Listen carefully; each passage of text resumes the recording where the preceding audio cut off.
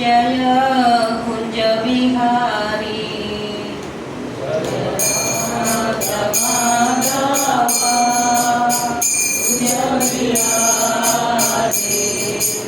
जय राधा माधव जय कुंज बिहारी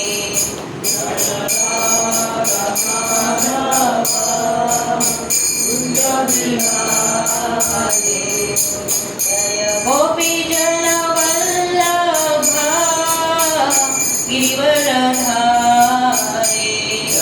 गोपी जन वल्लभ गिरिवरधारी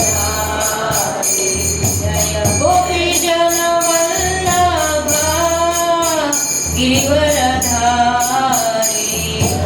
गोपी जन वल्लभ गिरिवरधारी यशोदनंदन व्रज जन रंजन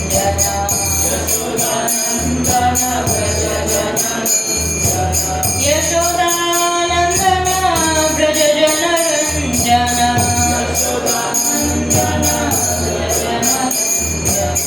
यमुना तीरावनचारी जय राधा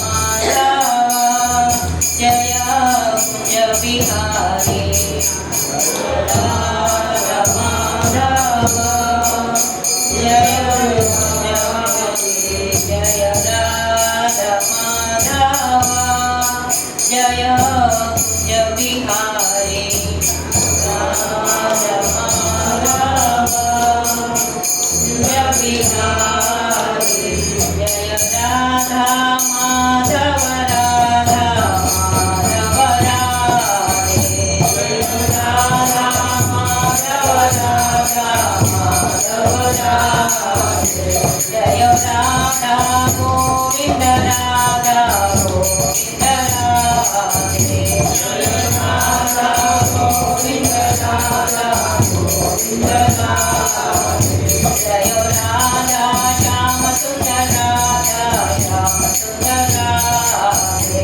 जय राधा श्याम सुंदर राधा श्याम सुंदर राधे जय राधा मदन मोहन राधा मदन मोहन राधे जय राधा मदन मोहन राधा मदन मोहन राधे जय जगन्नाथ जगन्नाथ बलदेवा मय्य सुभद्रा जय जगन्नाथ जगन्नाथ बलदेवा मय्य सुभद्रा हरि जय गौर हरि बोल हरि बोल हरि बोल जय गौर हरि बोल हरि बोल हरि बोल हरि बोल जय गौर हरि बोल जय गौर हरि बोल हरि बोल हरि बोल जय गौर हरि बोल जय गौर हरि बोल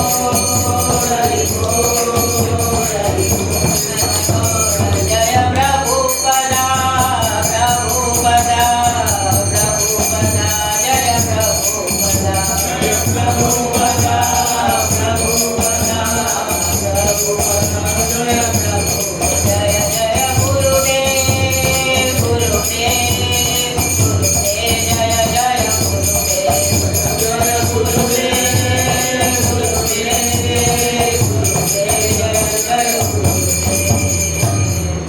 प्रणाम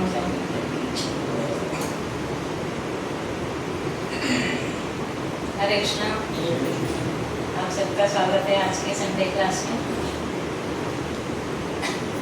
आज आप पढ़ेंगे धन्यवाद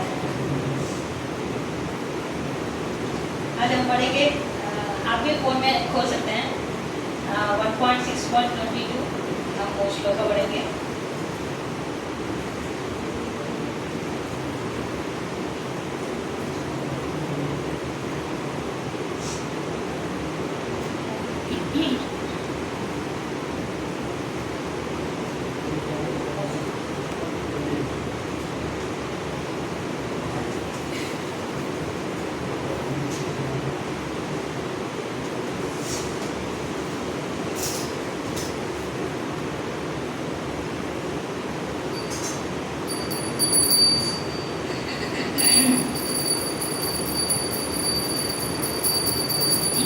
पॉइंट 6.22 है।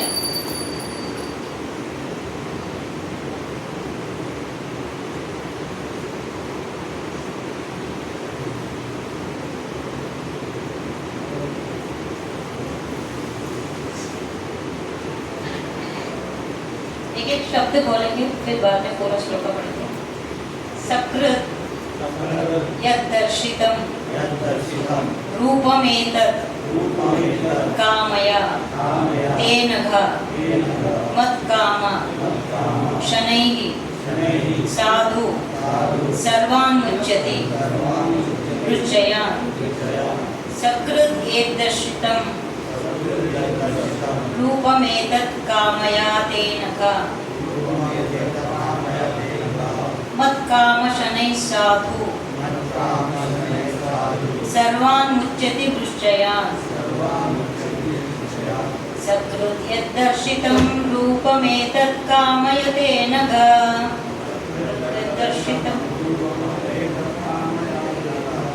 मत्कामः शनैः साधु सर्वान् मुच्यति वृश्चयान्। सकृत् यद्दर्शितं रूपं एतत् कामयते नघ।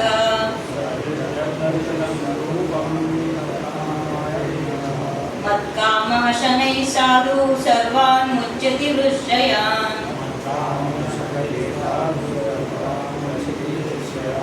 सकृत् यद्दर्शितं रूपं एतत् कामयते नघ।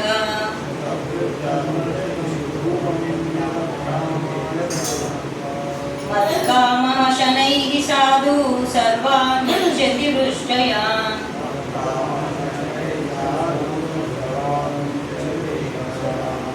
अगर आप में से कोई पढ़ना चाहते हैं बस। सकृत् यद्दर्शितं रूपं एतत् कामयते नघ। मत्कामः शनकैः साधु सर्वान् मुच्यति वृश्चयान्। कोई और पढ़ेगा? ठीक है, तो हम इसका जो मीनिंग्स है वो देखेंगे। सकृत केवल एक बार, यत् वह दर्शितम दिखाया गया, रूपम रूप, एतत् यह है, कामया लालसा के लिए, ते आपका, अनघ हे धर्मात्मा, तत् मेरा, कामः इच्छा, शनकैः बढ़ाकर, साधु भक्त, सर्वान् सभी, मुच्यति दे देता है, वृश्चयान् भौतिक इच्छाएं। इसका अनुवाद प्रभुपाद ने इस तरह लिखा है। हे धर्मात्मा, तुमने केवल एक बार मेरा स्वरूप देखा है और यह केवल मेरे प्रति तुम्हारी इच्छा को बढ़ाने के लिए है, क्योंकि जितना अधिक तुम मेरे लिए लालायित होंगे उतना ही अधिक तुम सभी भौतिक इच्छाओं से मुक्त हो जाओगे। ओम अज्ञानतिमिरान्धस्य ज्ञानाञ्जनशलाकया चक्षुरुन्मिलितं येन तस्मै श्रीगुरवे नमः। श्रीचैतन्यमनोभीष्टं स्थापितं येन भूतले स्वयं रूपा कदा मह्यं ददाति स्वपदान्तिकं। वन्देऽहं श्रीगुरुं श्रीयुतापदकमलं श्रीगुरुं वैष्णवांश श्रीरूपं साग्रजाता सहगणा रघुनाथान्वितं तं सजीवं साद्वैतं सावधूतं परिजनसहितं कृष्णचैतन्यदेवं श्रीराधा कृष्णपादान् सहगणा ललिता श्रीविशाखान्वितं हे कृष्णा करुणा सिन्धो दीनबन्धो जगत्पते गोपेशा गोपिकान्त राधाकान्त नमोस्तुते। तप्त काञ्चना गौराङ्गी राधे वृन्दावनेश्वरी वृषभानुसुते देवी प्रणमामि हरिप्रिये। नमो विष्णुपादाय कृष्णाय भूतले श्रीमते भक्तिवेदांत स्वामी निति नामिने नमस्ते सरस्वती देवे गौरवाणी प्रचारिणे निर्विशेष शून्यवादी आशादलेशतारिणे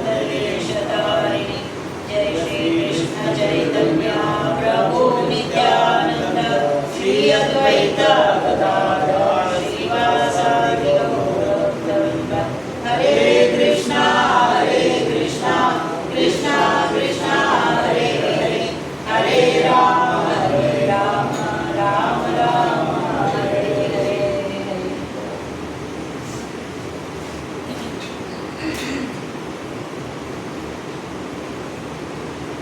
तो इस श्लोक में नारद मुनि और भगवान के बीच का वार्तालाप है ये। तो नारद मुनि को भगवान कह रहे हैं, जब नारद मुनि वन में बैठे भगवान का जप कर रहे थे, तो भगवान जो है ये क्षण के लिए, एक जैसे हम पलक झपकते हैं उतने काल के लिए उसके हृदय में प्रकट हो गए और अंतर्धान। तो उतने एक क्षण के लिए नारद मुनि ने उनको देख लिया। इतना सुंदर विग्रह कि शंख चक्र गदा पद्म है, चेहरा इतना सुंदर है, कानन कुंडल है, बहुत सुंदर किरीट पहना हुआ है, इतना सुंदर भगवान को एक क्षण के लिए भगवान चमके और उसी एक क्षण को उन्होंने कैप्चर भी कर दिया। तो जैसे ही उनके हृदय में ये भाव प्रकट हुआ, कह रहे मैंने भगवान को देख लिया। भगवान तो अंतर्धान होने के बाद वो ढूंढ रहे कहाँ है भगवान कहाँ है। तो भगवान मिले नहीं। फिर भगवान की वाणी उनको सुनाई दी, कहने लगे कि हे नारद, तुम अभी इतने परिपक्व नहीं हुए हो कि तुम मुझे दूसरी बार भी देख सको। तुम्हारे लालच और बढ़ाने के लिए मैंने अपना दर्शन दिया है। जब हम भी कभी पूजा वगैरह करते हैं या ज़्यादा कुछ भगवान की कृपा हो तो कुछ माला वाला अच्छा कर लिया, तो कभी कभी लगता है ना कि शरीर थोड़ा सा कंपन हो जाता है, तो बहुत अच्छा लगता है। तो उस क्षण को हम याद रखना चाहिए कि भगवान है हमारे साथ, भगवान जो है हमें देख रहे हैं। तो अगर ये बात हम याद रखेंगे ना, तो माला भी बहुत अच्छा होगा, उनका नाम लेते हो कि एक चेहरे पे हमेशा खुशी रहेगी, बहुत संतोष में रहेंगे हम। वरना तो फिर बस माला जप रहे उसमें कोई खुशी नहीं रहेगी। तो इस तरह से भगवान कह रहे हैं कि तुम अभी तुम्हारी लालच बढ़ाने के लिए मैं एक क्षण के लिए तुम्हें दर्शन दिया है, वरना तो अभी तुम्हारा जो है अभी परिपक्व होना बहुत जरूरी है। तो नारद को भी पहले के ज़माने में जैसे नारद मुनि के बारे में बताना हो तो जैसे टीवी में वगैरह दिखाते हैं, पिक्चरों में एक सीधी सी एक चोटी है, वहाँ पे फूल लगा हुआ है, एकदम मजाकिया ढंग से उनको पेश कर दिया। ऐसा ही हम भी सोच रहे कि नारद मुनि ऐसा है, पर ऐसा नहीं है। नारद मुनि जो है वो वो तो देवर्षि है ना, तो भगवान का जैसा रूप है उनका भी वैसा ही रूप है, इतना ही सुंदर है, इतना ही तेजोमय है। जैसे ही वो कहीं बैठ के अपनी वीणा बजाते हैं, भगवान की कीर्तन करते हैं, तो सारी सृष्टि जो है थम जाती है। सारे जो पंच तत्व है, वहाँ वायु जल ये सब जो है स्तब्ध हो जाते हैं, और समुद्र की जो लहरें हैं उठ रही है वो वहीं खड़े हो जाते हैं, और नदियाँ बह रही है वो वैसे ही रुक जाती है। तो इतना सुंदर वो कीर्तन करते हैं कि सारी सृष्टि जो है उनके कीर्तन करते, उनके साथ हो रहे थे, तो सब मिलके भगवान की कीर्तन करते हैं। तो नारद मुनि जो है इतने सुंदर है। तो हम जैसे मूवी वगैरह देखते हैं उनके बारे में कुछ गलत धारणा है, वो वैसा नहीं है। और ऐसे शुद्ध भक्त को देख करके प्रहलाद महाराज, ध्रुव महाराज, ये सब भी मतलब भक्ति में आगे बढ़े, उनको भी भक्ति का पता चला। नारद जी के बहुत सारे भक्त हैं जिन्होंने जिनको नारद जी ने भक्ति में लेकर आए, भक्ति का परिचय कराया उनसे। तो इस तरह नारद जी जो है भगवान का प्रचार प्रसार करते हैं। जैसे कि वासुदेव सर्वमिति स महात्मा सुदुर्लभ। वासुदेव क्या है, इस पूरे सृष्टि के करता है, इसका कारण जो सृष्टि के कारण कौन है, भगवान वासुदेव। तो भगवान जो है क्या है, बहुत ही दुर्लभ है। तो कृष्णा के कारण, कृष्णा ही है जो इन सब चीज़ों के कारण है। जैसे किसी पेड़ के जड़ में अगर हम पानी दें उनको, तो सारे शाखा और पत्ते फूल सब प्रभावित हो जाते हैं, कुंठित हो जाते हैं, अच्छे से बढ़ने लगते हैं। तो तो उसी तरह से इस या सृष्टि में हम सिर्फ कृष्णा को अगर याद करें तो सारे लोग संतुष्ट रहते। जैसे हम खुद भी संतुष्ट होते हैं, हमारा परिवार संतुष्ट रहेगा, हमारा समाज संतुष्ट रहेगा, क्योंकि भगवान के नाम में इतनी संतुष्टि है। तो पर जीव क्या है? जीव जो है जड़ नहीं है, जीव क्या है? चेतन है।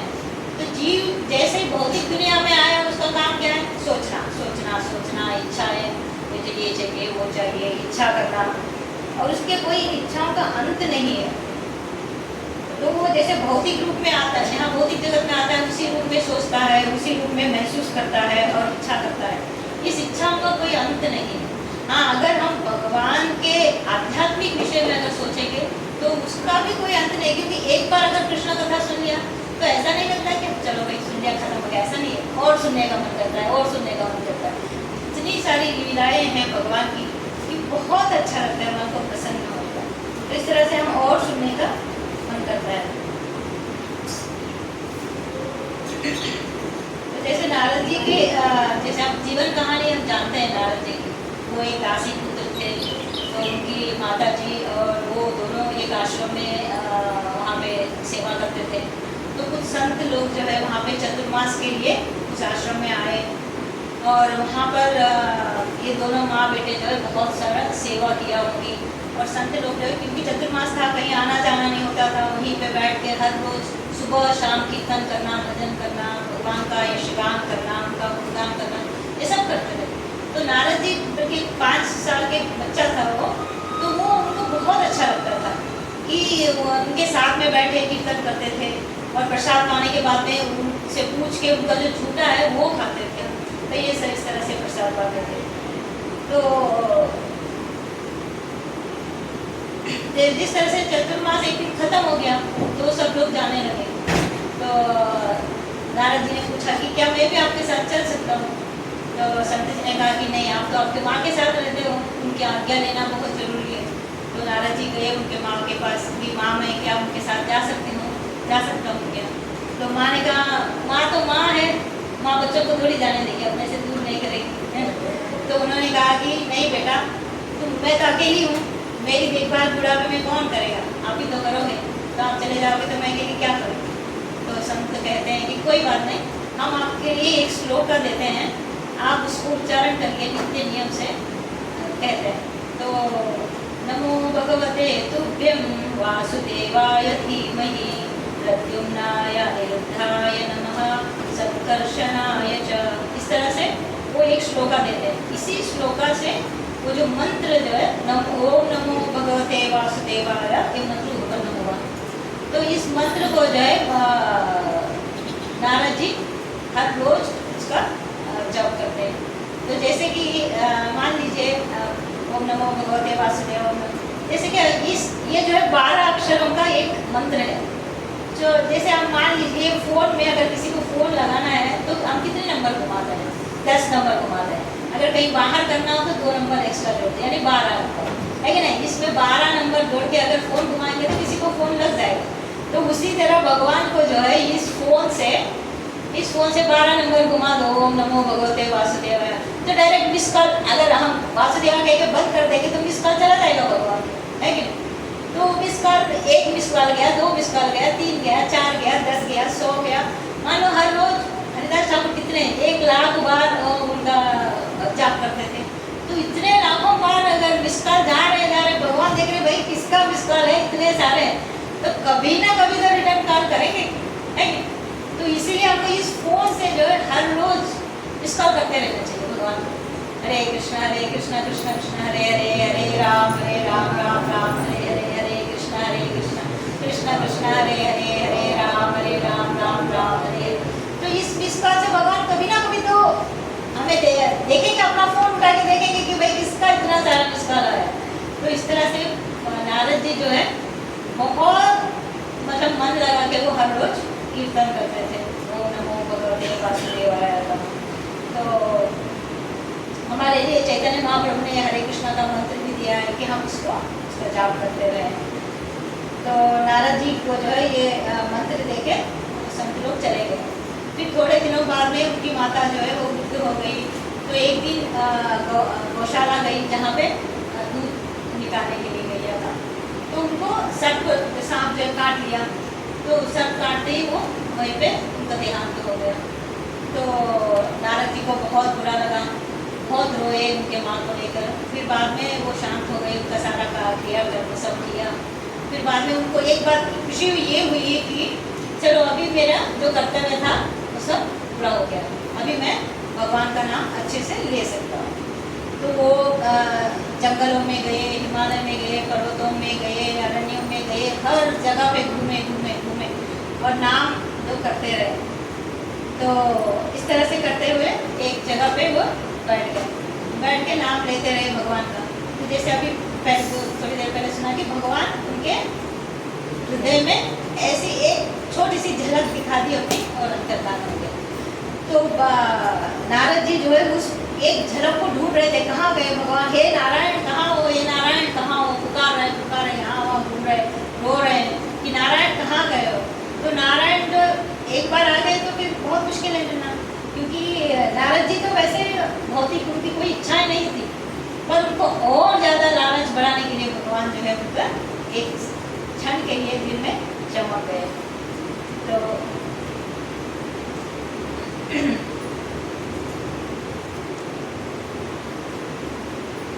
और इस तरह से अगर हम जाप करते रहेंगे तो पता नहीं ना कब भगवान जो है हम में भी अगर इतना मन लगा के हम अगर कर रहे हैं, पता नहीं कभी ना कभी उनके गोप मंडलियों में, उनके सखा के मंडली में हमें भी कोई एक पार्ट दे दे उनके साथ में नाटक में काम करने के लिए, है कि? तो इस तरह से या फिर अपने नित्य धाम में कोई सेवा दे दे। तो इसीलिए ये जो है ये फ़ोन कॉल करना, मिस कॉल करना बहुत जरूरी है। तो इस तरह से भगवान ये नारद जी के पास जो है एक वीणा भी थी। तो वो जो है वो वीणा की भी एक कहानी है। तो भगवान एक बार जो है वैकुंठ में बहुत सुंदर संगीत कार्यक्रम हो रहा था। तो वहाँ पे सारे देवता बैठे हैं, गंधर्व बैठे हैं, सारे लोग ऐसे बहुत सारे लोग बैठे हुए हैं। तो एक जगह पे नारायण अपने शेष शयन पे बैठे हुए हैं। तो नारद जी आए, वहाँ पे बैठे। तो भगवान को कुछ सोचा कि अभी उन्होंने कहा कि हे नारद तुम भी कुछ एक गाना गाओ, एक कीर्तन सुनाओ। तो नारद बोला नहीं मुझे कहाँ आता है, मुझे तो गाना वाला आता है, जैसे मुझे नहीं आता है। नारद जी को कुछ नहीं आता है। तो नारद जी बोले नहीं मुझे आता है। तो विष्णु नारायण बोले कि फिर तुम इधर क्या कर रहे हो, इस गायन सभा में तुम्हारे कोई काम नहीं, चलो यहाँ से भागो। अरे मैं तो गा नहीं सकता पर सुन तो सकता हूँ, मुझे सुनने में बहुत आनंद आता है, मैं सुन लूंगा। नहीं जब गाना नहीं आता तेरे बैठे की कोई चलो भागो।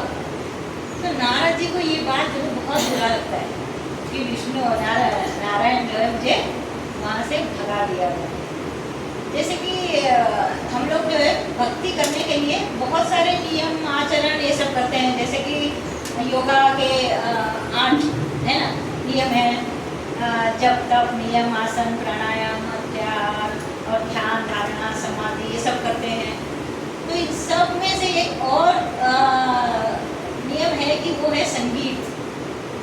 अगर भगवान ने किसी को जन्म से ही अगर उनको कंठ दिया हुआ है कि बहुत सुंदर गा रहे हैं, इसका मतलब कि वो मुझे तुम खुश करो इसलिए मैंने तुमको ये कंठ दिया है, ये स्वर दिया है, तो मेरी गुणगान करो, ना कि तुम यहाँ पे भौतिक लोगों का गुणगान करो।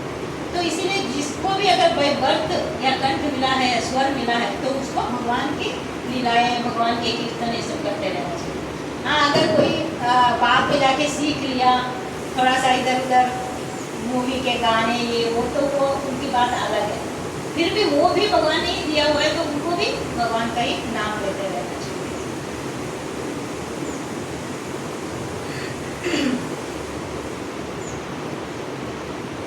तो संगीत से जो है भगवान को हम और जल्दी पा सकते हैं। जैसे कि अभी हम समाधि में लगे हैं या योगासन कर रहे हैं, ये कर रहे हैं, वो सब में कोई इतना वो भगवान जो है देखते नहीं है। जैसे संगीत यानी कानों में गूंजता है संगीत। तो जैसे कोई हरे कृष्णा गा रहा है तो भगवान के कानों में पड़ेगा वो, कि भगवान जो है सुनेंगे, अरे हाँ मेरा कोई नाम पुकार रहा है, कि सुनना चाहिए, तो सुनते हैं।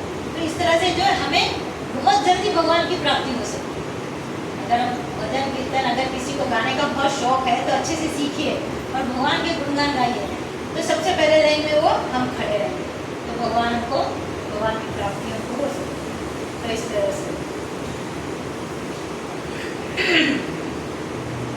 और प्रभुपाद भी जो है ऐसे ही करते थे। जितने भी उनके शिष्य थे उन सबको वो देख लिया था कि किसको क्या क्या कला है। 64 कला है ना, 64 कलाएं हैं। तो उन सब भगवान जो है सबको किसी ने कोई ना कोई कला दिया हुआ है। वो क्या है, हम इस मंद बुद्धि या इस भौतिक जगत में आने के कारण जो है सब कुछ भूल गए हैं, या फिर इतना आलसी हो गए हैं, या फिर कुछ ये जो आने के बाद में सर पे पत्थर पड़ गए हैं। तो इस वजह से हम जो है कुछ करना भी चाहते हैं तो भी नहीं कर पाते। पर जिसको भी कला, जो भी कला, प्रभुपाद क्या करते थे, जैसे किसी को पेंटिंग आया तो बहुत सुंदर सा पेंटिंग बना के मंदिर में लगाया, किसी को बहुत सुंदर रसोई बनाना आता है तो वो जो है भगवान को भोग लगाने के लिए वो सेवा दे दिया। और कोई और अच्छे से बिल्डिंग बना रहा है या मंदिर बनाता है तो उसको वो सेवा दे दिया। इस तरह से प्रभुपाद भी जो है बहुत सारा सेवा, उनको देख करके उनकी कलाओं को पहचान के उनकी सेवा देते थे। तो जैसे कहते हैं ना, संसार को रिझाने मत जाना, संसार को रिझाने से कुछ नहीं होगा। जो संसार को बनाया है उसको रिझाइए तो जो है हमें उसकी प्राप्ति।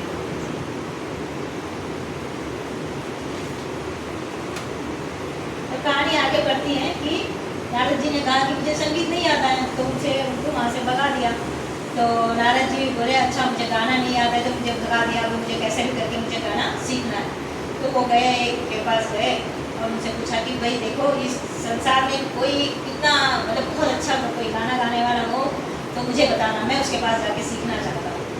तो वो ढूंढ के बताए कि हिमालय पे ये जो है उल्लू है, वो उल्टा लटका हुआ है, वो बहुत सुंदर भजन गाता है, उसके पास जाओ। अच्छा, तो वहाँ गए, तो वहाँ जाके मुझसे गाना सीखा। कितने दिन सीखा? 1 साल, 2 साल, 3 साल, 4 साल, 10 साल, 100 साल, नहीं 2000 साल सीखने लगे। 2000 साल सीखने के बाद भी वो है उल्लू, है कि नहीं? हम भी कहीं कहीं गए, कुछ भी सीख लिया तो हमको भी नहीं आता है। जो सही गुरु है अगर हम उसके पास जाएंगे तभी तो हम सीख पाएंगे कुछ ना कुछ। तो जो है वो उनको लगा कि नारद जी कह रहे कुछ तो भी जो है कभी लग रही है, ऐसा कोई खास मैंने सीखा नहीं, क्या करूँ। तो उन्होंने क्या किया कि महादेव के पास गए। तो महादेव जी आप कृपा करिए मुझे थोड़ा संगीत सिखाइए। तो बोले कि ठीक है। तो वहाँ पे सीखे। कितने दिन सीखे? 1 साल, 2 साल, 10 साल, 100 साल, नहीं 1000 साल सीखे। तो इतने साल सीखने के बाद इतना सुंदर गाना, मतलब भजन कीर्तन गाने लगे, वो बहुत सुंदर गाने लगे। तो कभी भी होता है ना कि मुझे बहुत अच्छा सा मुझे कुछ काम आता है तो थोड़ा सा मेरे में क्या आ जाता है, घमंड, अहंकार आ जाता है। तो नारद जी ने भी थोड़ा सा घमंड आ गया, थोड़ा सा अहंकार आ गया। तो भगवान को पता चल गया। भगवान को तो भक्ति पता चले या ना चले, घमंड में बहुत जल्दी पता चले। अच्छा बेटा तेरे में ये वाला घमंड है, देख मैं तेरा कैसे चूक करता हूँ, है कि? तो नारद जी को जो है उन्होंने कहा कि इसका अहंकार को दूर करना है। तो उन्होंने क्या किया, एक सुंदर नगरी बनाया। तो उसमें जो है बहुत सारे लोग हैं और वो नारद जी वहाँ गए, देखा तो बहुत सुंदर लोग हैं, बहुत सुंदर लोग। पर एक चीज़ ये है कि वहाँ पे किसी जो बॉडी के पार्ट्स अवयव है वो किसी का कान नहीं है, किसी का नाक नहीं है, किसी का हाथ नहीं है, किसी का पैर नहीं है, ऐसे सब मतलब आधे अधूरे ऐसे हैं। तो उनको आश्चर्य लगा ये क्या है भाई, इतने सुंदर लग रहे हैं फिर भी एक हाथ पैर ये सब नहीं है, ऐसे कैसे, कौन है ये लोग? तो वहाँ से एक आदमी वहाँ जो बैठे उनको पूछते कि भैया क्या बात है, ये लोग कौन है, इनके हाथ पैर नहीं है, क्या बात है, कौन है ये? अरे मुनि जी क्या बताएं कि एक नया संगीतकार है, नई संगीत सीखा है, तो उसने जो है ऐसे संगीत छेड़ता है कि कभी ऊपर गया, कभी नीचे गया, हाँ कभी संगीत को और टेढ़ा कर दिया, इस तरह से गा के सारा ये लोग कौन है? तो पूछता है कि ये लोग कौन है? राग रागिनियाँ, जो संगीत में सारे गाना है ना, वैसे राग रागिनियाँ वो है। तो उसका गाना इतना टेढ़ा मेढ़ा, उनके किसी के हाथ टूट गए, किसी का पैर टूट गए हैं। तो इस तरह से ये लोग हैं। आपने देखा कौन है वो, पूछते हैं नारद जी। मतलब एक है जो नया नया संगीत, आपने देखा है क्या उसको? नहीं मैंने नहीं देखा। उसका नाम क्या है? तो उसका नाम है नारद। अच्छा नारद है। तो वहाँ से तो वो दंडवत करके वहाँ से भाग जाते हैं। अगर वो मिला तो मुझे बता देना, उसके हाथ पैर तोड़ देंगे वो जोर से। नहीं नहीं नहीं मैंने देखा नहीं। तो वहाँ से जो है भाग जाते हैं। तो वहाँ पे फिर बाद में वो क्या करते हैं कि उनको लगता है कि मुझे सरस्वती मैया जो, क्योंकि उनको बहुत घमंड था तो उनसे बहुत अच्छा मैं गाना गाता हूँ, तो उनके पास गए, तो उनके चरणों में बैठे। तो जैसे ही वो चरणों में बैठे उनको दंडवत किया, उनका अहंकार जो है टूट गया। तो उन्होंने माँ से कहा कि माँ मुझे आप संगीत सिखाइए। तो माता सरस्वती ने बोला कि नहीं नहीं आपको सीखने की कोई ज़रूरत नहीं है, आपने बहुत अच्छा संगीत सीखा हुआ है ऑलरेडी, तो आपको सीखने की ज़रूरत नहीं है। तो आपका जो घमंड था, जो अहंकार था, वो यहाँ आते ही वो टूट गया। और वहाँ पे हा हा हू हू करके दो एक्चुअली थे। तो वो लोगों का काम ये था कि मतलब गंधर्व थे, वो लोगों का ये काम था कि जितने भी देवी देवता हैं, जितने भी ऊपर सारे लोग हैं, उनको मनोरंजन करना, उनको जोक सुनाना, उनको कीर्तन का भजन सुनाना, ऐसा उनका काम था। इसलिए उनका नाम भी हा हा हू हू पड़ा। तो उनको दंडवत किया। तो फिर बाद में सरस्वती जी ने बोला कि देखो तुम्हारे पीछे देखो कौन आया है तुमसे मिलने के लिए। देखा तो वैकुंठ से वैकुंठवासी आए हुए हैं, नारायण आए हुए हैं। तो वो देख के आश्चर्य हो जाते हैं, अरे वाह ये तो भगवान आए हैं मुझे मिलने के लिए। तो भगवान के हाथ में एक वीणा थी, तो वो वीणा जो है भगवान ने, उसका नाम था महती। तो वो वीणा जो है भगवान नारद जी को दिया। तो उस वीणा को छेड़, जैसे अभी पहले हमने सुना कि वो इतनी सुंदर, इतना सुंदर वो कीर्तन करते थे, इतना सुंदर भगवान का यशगान गाते थे कि सब लोग बैठ के मंत्र मुग्ध होकर सुनते थे।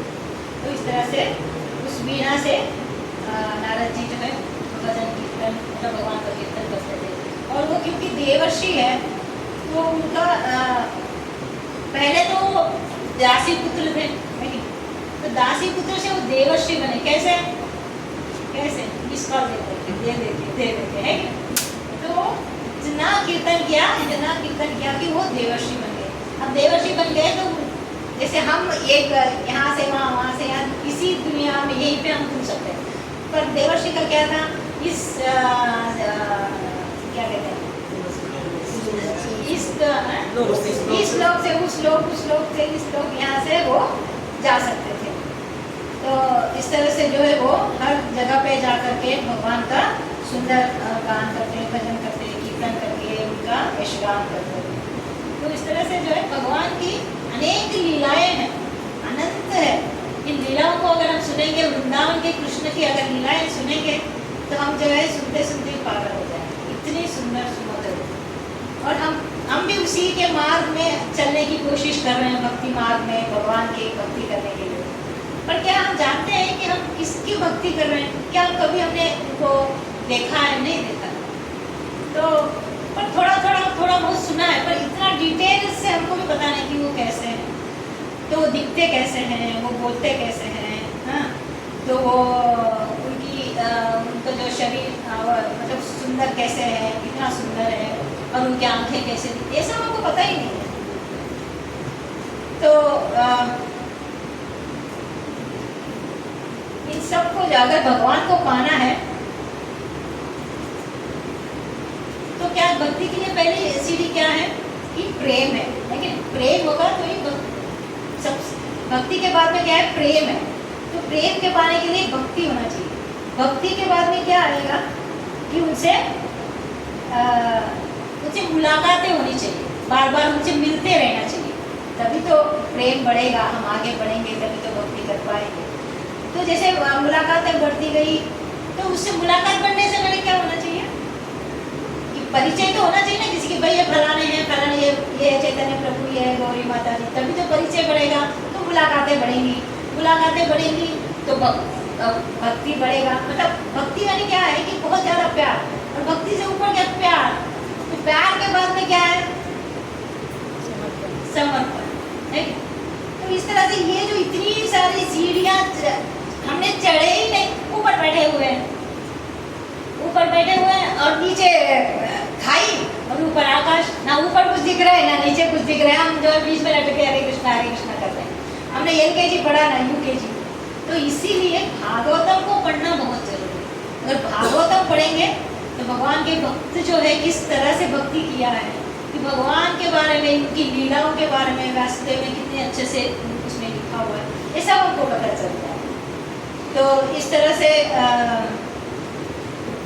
परिस्थितियाँ कुछ भी हो, कैसी भी परिस्थिति हो, अगर हमें मुलाकात करनी है, उनसे मिलने जाना है, तो कैसे एक प्रेमी भागता है प्रेमिका को मिलने के लिए, उस तरह से हम भागते हैं कि भगवान अभी जैसे हम घर पर होने पर भी घर पे हैं, कुछ कर रहे हैं, ये जो इडियट बॉक्स है इसको देख रहे हैं, देखते देखते अगर हम ज़्यादा अगर उसी में है तो देखते हुए भी हमारे मन में हरे कृष्ण चलता रहता है। जैसे ही देखा अरे टाइम हो गया, भगवान के लिए भोग लगाना है, जल्दी प्रसाद बनाओ, खाना बना के भोग बना के भोग लगाओ। तो इस तरह से हमारा मन जो है उस तरफ भागता है। अगर हम ज़्यादा उनके बारे में सोचते नहीं रहेंगे, सोचेंगे नहीं, या मुलाकात करने की हमें जो एक क्या कहते हैं उसे ईगरनेस, तो वो नहीं रहेगा, तो हम भगवान को कभी भी नहीं पा सकते। तो कोई भी परिस्थिति हो, हम भगवान के पास जाने की ही सोचते हैं। कहीं हम जैसे कि अभी मंदिर में भी आ गए, अरे मैं सोचती हूँ वैसे कि मेरा गणपति गोपाल बेचारा अकेला है वहाँ पे, मैं यहाँ बैठी हूँ, यहाँ तो सेवा चल रही है, पर फिर भी मैंने उसके लिए कुछ बनाया नहीं, मैंने उसके लिए कुछ दिया नहीं, मैं क्या करूँ। तो प्रभु जी तो बताते हैं अरे कोई नहीं माता जी, यहाँ पे कर रहे हो तो वहाँ पे कर रहे हैं सेम है। पर फिर भी मुझे ऐसा लगता है कि नहीं, मेरे लड्डू गोपाल के लिए मुझे मेरे हाथ से कुछ बना के खिलाना है। तो इस तरह से अगर प्रभु जी मैं अभी आ जाऊँ तो भाग के गए उसके लिए कुछ बनाए, तो इस तरह से जो है हमें उसके प्रति व्याकुलता हो जाती है, उसके प्रति प्रेम बढ़ जाता है। फिर प्रेम बढ़ते बढ़ते समर्पण आ जाता है, फिर हम अपने बारे में कुछ भी नहीं सोचते, किसी के बारे में कोई तिलक लगा के या ये लेके रास्ते में ये लेके भी जा रहे हैं, कोई क्या सोचेगा क्या बोले, कुछ नहीं सोचते, कुछ भी नहीं पड़ी है किसी की। सिर्फ हमको इतनी इतना मतलब एक व्याकुल है, इतना लालच है कि हम भगवान के पास हमें जाना है। तो इस तरह से जो है हमारा एक स्वभाव बन जाता है, और फिर रोम जो है हमारा प्रतीत हो जाता है कि हमें भगवान से मिलना है। फिर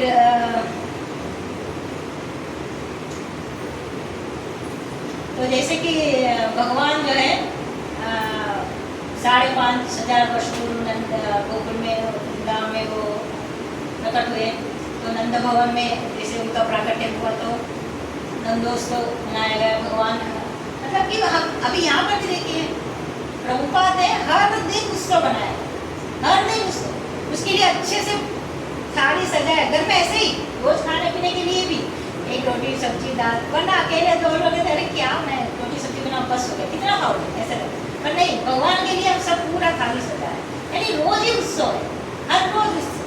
तो प्रभुपाद ने इतना अच्छा हमको बना के दिया है ना, अगर हम उनके साथ चलेंगे तो हर दिन उत्सव, हर दिन खुशियाँ ऐसे।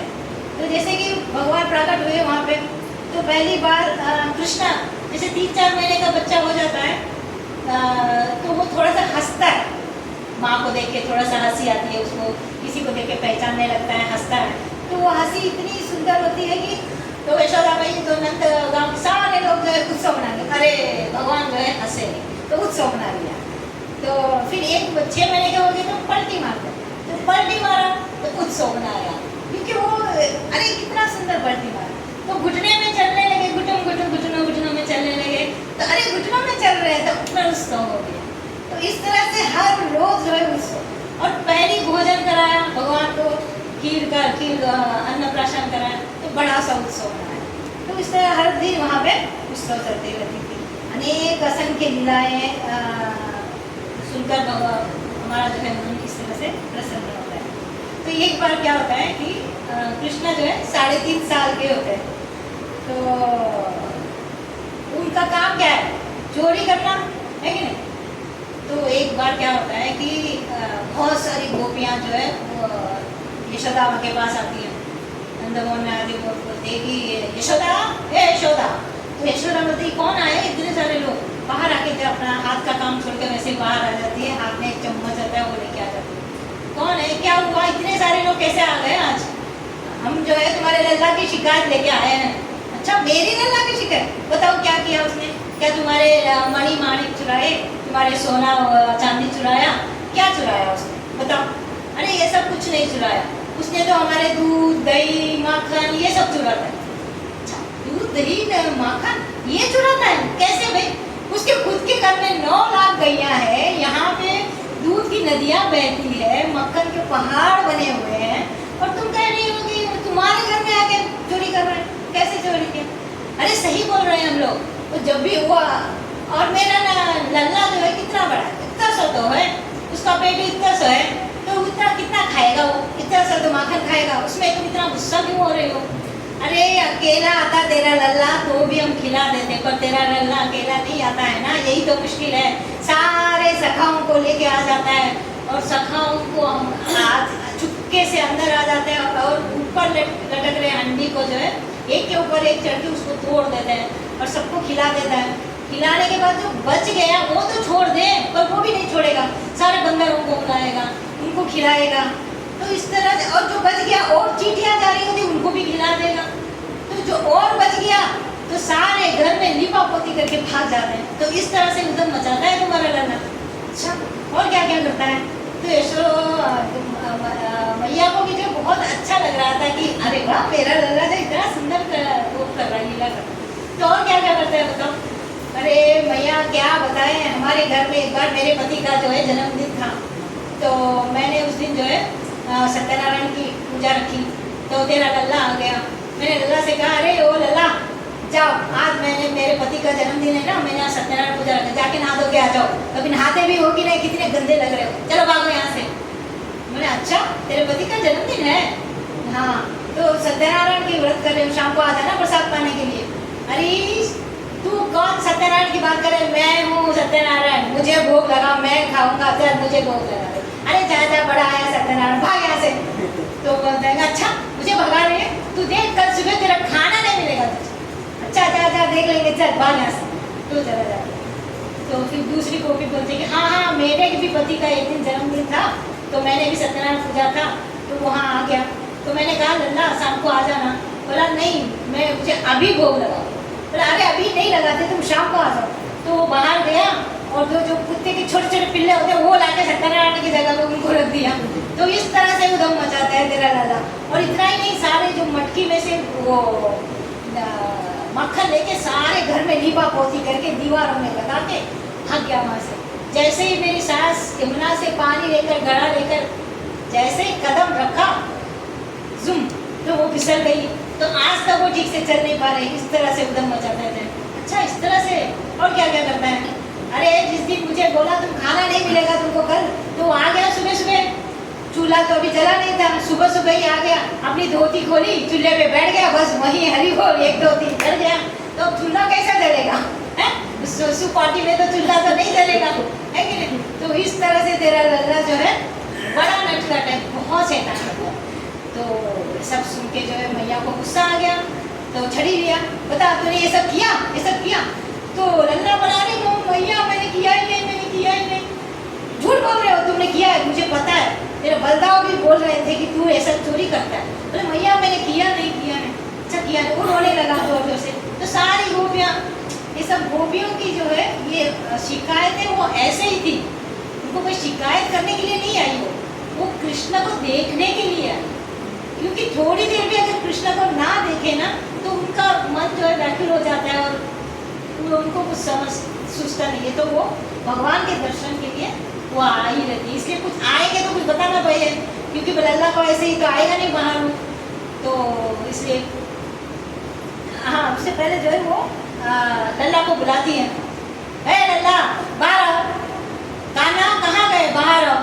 तो लल्ला जो है सोया है, सुबह सुबह जो गोपियाँ आई थी, तो वो जो है धीरे से आंखें मचलते हुए उठता है, तो उसके काजल पूरा आंखों में लग जाते हैं, जैसे जगन्नाथ के बड़े बड़े आंखें हो जाती है उसके, और सुंदर बाल बिखरे हुए हैं, घुंघराले बाल है, और धोती पहना हुआ है, और इतना सुंदर आंखें लग रही है, और इतने लाल होठ है उसके, और पैरों में पांजे छम छम छम छम छम छम करते हुए वो पलंग से उतरा। और उसने सोचने लगा कि आज भैया को क्या हो गया, क्यों इतने जोर जोर से चिल्ला के मुझे उठा रही है, वरना तो मुझे ऐसे नहीं उठाती, वो नहीं जगाती। वो तो आती है, मेरे पाँव दबाती है, लल्ला मेरे बच्चा उठ जाओ ऐसे करती है, और बालों में हाथ फेरती है, और मुझे दूध कटोरी में दूध ला के मुझे दूध पिलाती है। हाँ, तो अगर दूध पीने के बाद में जोर से रोने लगते हैं क्योंकि और कुछ खाने के लिए चाहिए होता है, तो लड्डू खिला देती है। तो इस तरह से मुझे अच्छे से प्रेम से मुझे जगाती है। तो आज भी इतना डांट डपट के कर रही हूँ।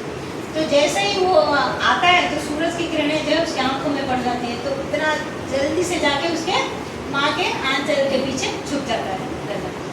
तो देखता है आसपास में, देखो कितनी सारी गोपियाँ, तो क्यों रे लल्ला ये सब बता रहे हैं लोग कि तू उनके घर में चोरी किया। तो बोलता मैया मैंने चोरी ना किया, मैंने चोरी नहीं किया। मैं तो वो ऐसे ऐसे ऐसे ऐसे छुप छुप के पीछे जा रहा था, तो मैंने चोरी नहीं किया। तो सारी गोपियाँ बोलती हैं कि उसको डांटो मत, उसको डांटो मत, हम लोग जा रहे हैं। तो लल्ला ने कुछ नहीं किया, तो सब चली गई। तो उसके लल्ला के आंखों में इतनी मोटी मोटी आंसू है कि वो देख के मैया को, माँ है ना, माँ को अरे मैंने इतना डांट दिया मेरे बच्चे को, मैं क्या करूँ। उसको जल्दी से अपने हृदय से लगाती है। तो फिर बोलती है कि लल्ला देख, चोरी करना बहुत बुरी बात है, चोरी नहीं करना चाहिए। अच्छा चोरी नहीं करना चाहिए, हाँ चोरी नहीं करना चाहिए। तो लल्ला सोचता है कि अच्छा अब यही एक बहुत अच्छा समय है मेरी मन की बात कहने के लिए।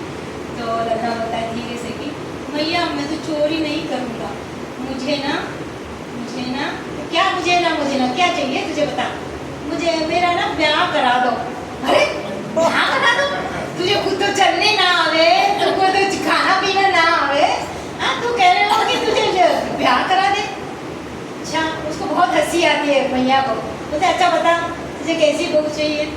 तो बोलता है कि देख भैया मुझे गोरी सी सुंदर सी और छोटी सी बहू ला दे। अरे तू इतो सो और तेरी बहू इतो सी, तो वो कैसे होगा ना भैया। मैं जब गायें चराने जाऊंगा शाम को तो उसको मैं अपने जेब में रख के लेके जाऊंगा, तो जब भी मन करेगा मैं गैया चराते चराते मेरा मन करेगा मैं जेब से उठाऊंगा, उसको देखूंगा, उसको प्यार करूंगा, फिर जेब में रख लूंगा।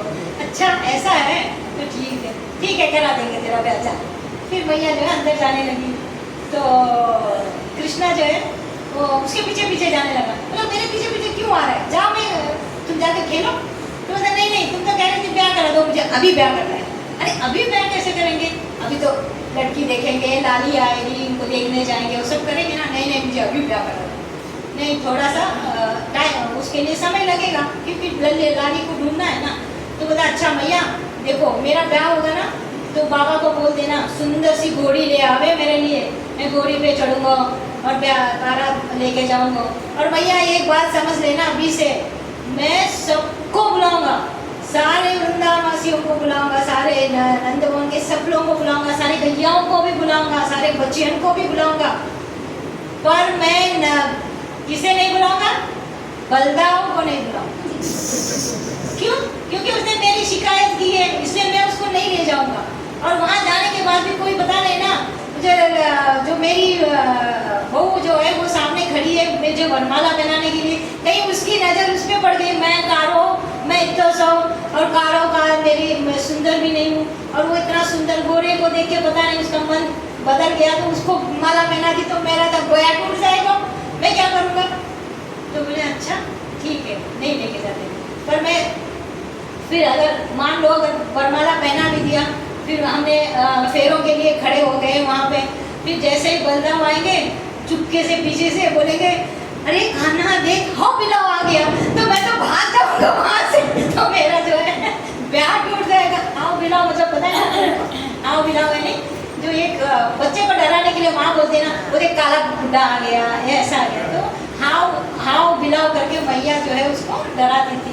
तो पीछे से आएगा बलदाव और बोलेगा कि लल्ला अरे हाउ बिलाव आ गया, तो मैं ब्याह छोड़ के भाग जाऊंगा तो मेरा ब्याह टूट जाएगी, तो इसलिए मैं जो है बलदाव को नहीं बुलाऊंगा। तो इस तरह से भगवान की जो है लीला है बहुत ही सुंदर है, अगर हम सुनते रहेंगे तो दिन रात का भी पता नहीं चलेगा। तो फिर एक बार क्या होता है कि एक गोपी आती है उनके घर, बोलती कि यशोदा मुझे जो है हमारे घर में मैंने पूजा रखा हुआ है, तो आपके जो पद्मा गाई है गैया के गोबर चाहिए मुझे। तो बोलती गोबर ही तो लेना है, पूछने की क्या जरूरत है, वो क्या बेचने की चीज़ थोड़ी है, गोबर ही है, ले जाओ, बहुत सारे पहाड़ पड़े हैं गोबर के।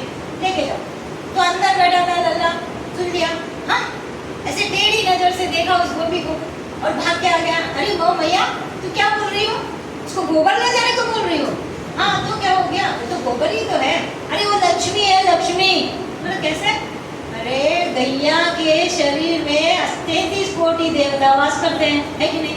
तो फिर बाद में लक्ष्मी आई तो लक्ष्मी को कहाँ बैठाना है? उसको तो जगह नहीं था, तो उसको गोबर में वास कराया। तो गोबर दे दिया कि लक्ष्मी को दे दिया, हमारी तो लक्ष्मी कम हो जाएगी ना, तो तुमने लक्ष्मी कैसे दी? अच्छा ये बात है। तो वो गोपी के पास गया, अरे वो गोपी तो ऐसे नहीं लेके जा सकती गोबर, पता है इस गोबर के बदले में क्या देगी बता? तो गोपी बोलती कि मैं क्या दूंगी गोबर के? तो सोचने लगी, अच्छा एक काम करते हैं, मैं एक परात गोबर ले जाऊंगा और एक जो है बड़ा सा वो क्या बोलते हैं उसको, वो मक्खन का जो गोला बना के एक लेके आऊंगी, एक परात के बदले में एक बड़ा सा मक्खन का गोला लेके आऊंगी।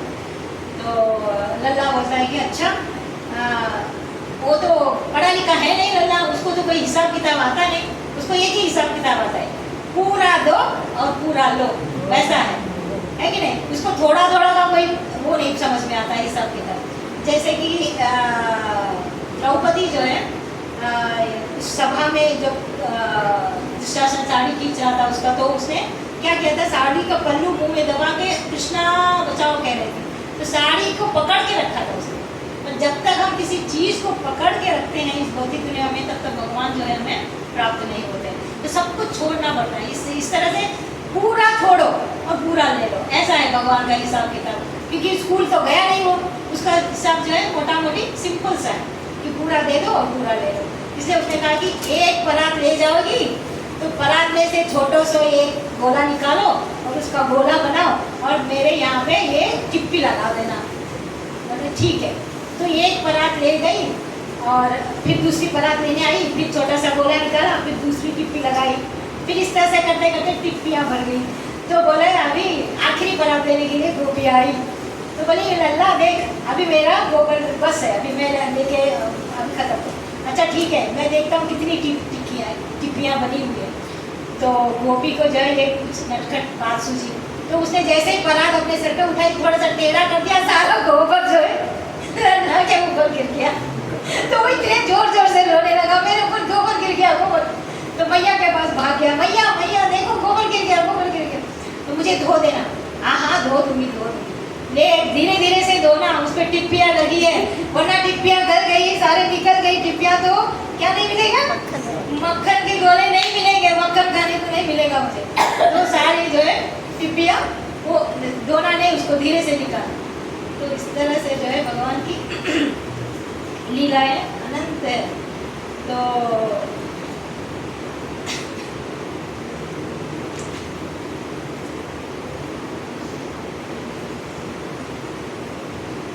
नारद जी कहते हैं वासुदेव जी की, वासुदेव आपने तो इतने पुराण लिखे, शास्त्र लिखे, ये सब लिखे, तो आप फिर भी अशांत हैं, तो आपने ये जो सुंदर भगवान की लीलाएं आप देख रहे हो, इसको आप रचिए, इसकी रचना कीजिए, तब जो है आपको संतुष्टि मिलेगी। तो तब जो है भगवान वासुदेव जी ने ये भागवत का रचना किया। तो इसलिए भागवत को पढ़ना बहुत जरूरी है। तो जैसे कि मैंने भागवत पढ़ना शुरू किया था, मुझे 1 साल लगा भागवत पढ़ने, सारे किताबें सिर्फ पढ़ा मैंने, कोई दूसरा कुछ कितना समझ में आया ये बात नहीं, पर पढ़ना चाहिए। जैसे ही भगवान की जो किताबें हैं वो हाथ में भी लेंगे ग्रंथ को, तो भी हमें बहुत सारी भगवान की कुछ ना कुछ प्राप्ति मिल ही जाती है। तो इसलिए हमको पढ़ना बहुत जरूरी होता है।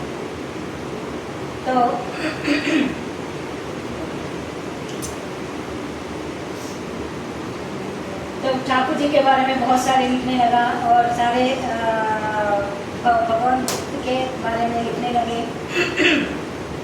तो अगर भागवत ना होता तो ये कथाएं सुनते ही नहीं हम लोग, हमको इतनी खुशी आनंद नहीं मिलता मन में, है कि नहीं?